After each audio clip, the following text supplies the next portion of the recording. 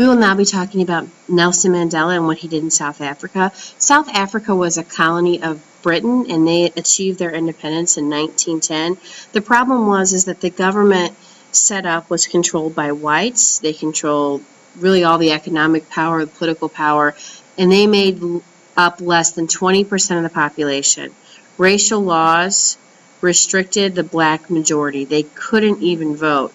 And you will see this is put in place for decades, and we're going to call it apartheid when it specifically will create the segregation of races, and it makes it by law. So like everything you can imagine is going to be separated by race. So apartheid will divide South Africa, and again, the definition is the segregation of the races. It's done, within the law. They are required, everyone is required to register by race in South Africa, so it didn't matter if you were like mixed or whatever. Every blood makeup you had to register it. Supporters of apartheid said it allowed each race to develop its own its own culture. You will see segregated restaurants, job, land, etc. Blacks were treated really like foreigners in their own land. They could not even leave the country without permission. They couldn't have certain jobs. They couldn't go certain places. And again, they are the majority in the country. You will see many South Africans are not happy about this, and you see the African National Congress is formed, and it's an organization that opposed apartheid, organized marches, boycotts, and strikes. And let me tell you about a massacre in 1960, which will greatly change the focus for Mandela and many others in South Africa. 69 people are gunned down at a peaceful protest.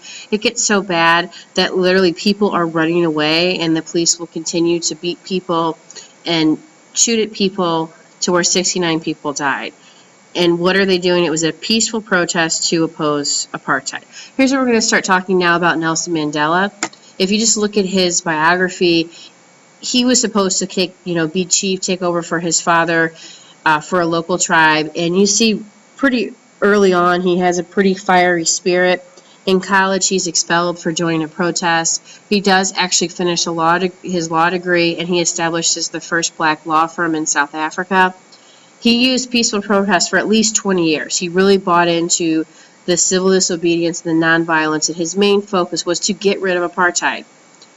But you will see, and we'll talk more about this, how he advocated armed struggle against the white minority when he felt like he had no choice. Mandela was arrested and sentenced to life in prison. He ended up serving 27 years in prison. So let's look specifically at what he did. His peaceful protest began in the 1940s. After the massacre at Sharpeville, he saw that troops were mobilizing. He had called for a 3-day peaceful protest. He saw the army, the police mobilizing, and he felt like there's no way that we can go up against this. And so he's going to call for armed resistance. And at this point in his life and in the struggle, he felt like that was the only way that would allow for blacks to get into power. He went underground. He actually left the country for training for his armed conflict. He went to England. He went to Libya. He's going to be arrested again before he actually had any armed conflict or anything, before he actually used violence. He's going to be arrested for illegally leaving the country because a black could not do that, and he incited workers to strike. So he will spend, like I said, 27 years in prison, and he is offered several times to get out of prison, but he says he will not get out of prison until apartheid was over and repealed. We have no pictures of Mandela in prison. He had a pretty rough life in prison, from all accounts. He, had led a life that he didn't have a lot of food, was in horrible conditions. He actually in prison had prostate cancer, had tuberculosis, and this is him later in life after he's freed, coming back to where he was held.